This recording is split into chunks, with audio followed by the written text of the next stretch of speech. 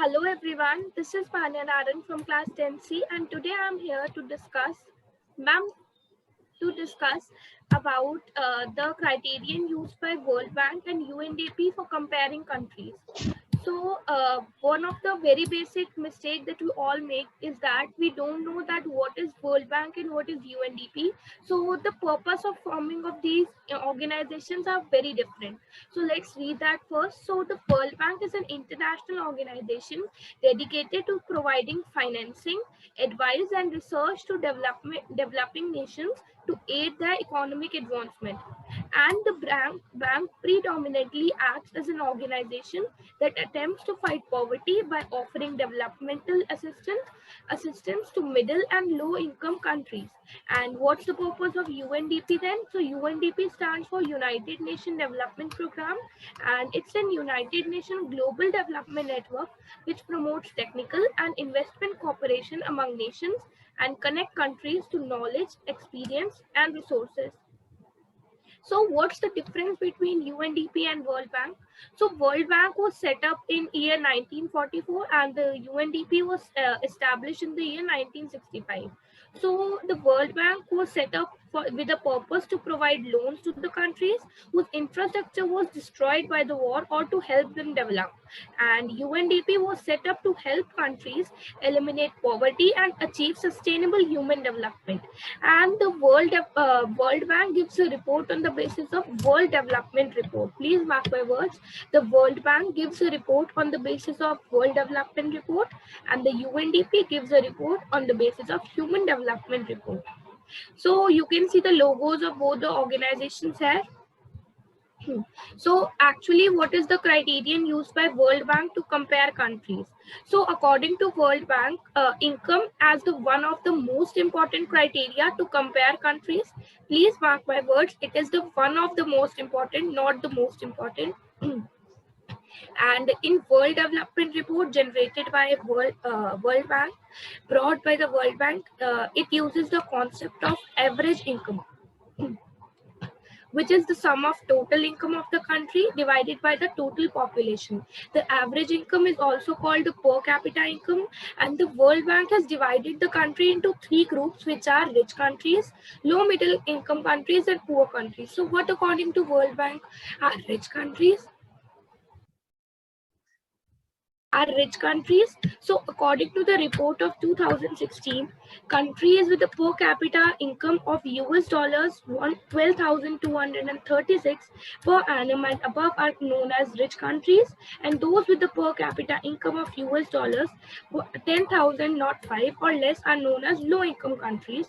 And you can ask me that where does India stand for? So India comes in the category of low middle income countries because its per capita income is US dollars 1840 per annum only.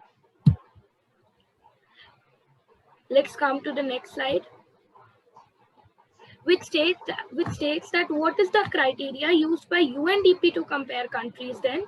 So United Nations Development Program or UNDP has a criterion of Human Development Index to measure the development of countries. So you can ask me that what is the definition of human development index.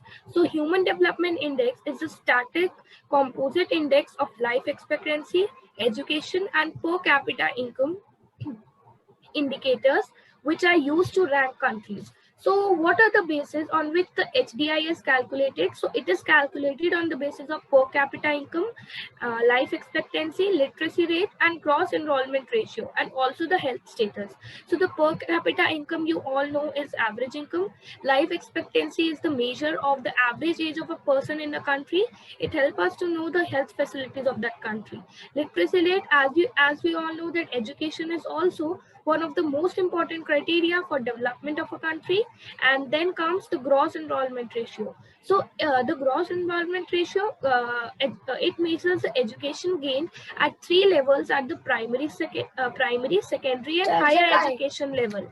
Per capita income is also calculated in dollars for all the countries so that it can be compared easily.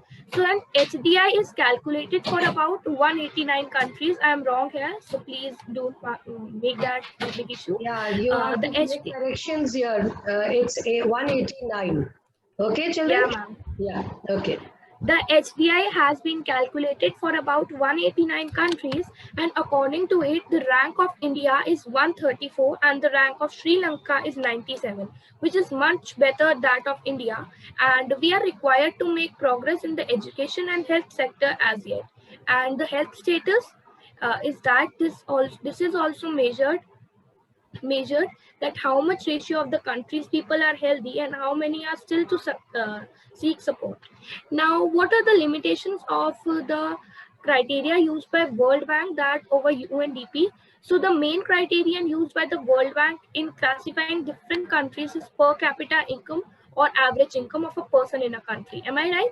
So the limitations of this criteria is it does not tell us about how this average income is distributed among the people in the individual countries. Like two countries with same per capita income might have very different with regard to income distribution. One might have equitable distribution of income, and while the other might have great disparities between the rich and poor. Also, this criterion ignores the other factors such as infant mortality rate, literacy rate, and healthcare. This system also hides the disparities among people. So, what is the criterion used by World Bank to compare countries? We have just known that that is average income. So, what is the income of the country? Intuitively, the income of all the residents of the country forms the income of the country. Now, why is it so? So as a country is formed of people, and this gives the total income of the country. Now the question arises that why total income is not an important measure, then why do we use the concept of average income?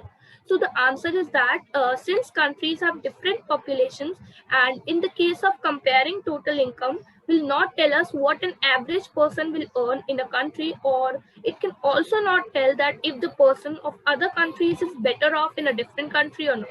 So, not to face this problem, we use the concept of average income, which is calculated by the formula total income of the country divided by the total population of the country. Now, as we have read about different criterions of the country to measure that developed and developing countries, you can see the difference here, which states that developed countries are countries having an effective rate of industrialization and individual income. Also, the status of developed countries is that they are independent and they are prosperous and rich. The available resources are effectively used in a developed country, and they are self-dependent. They are not dependent on anyone, and the literacy rate is high, and the infrastructure is also highly developed.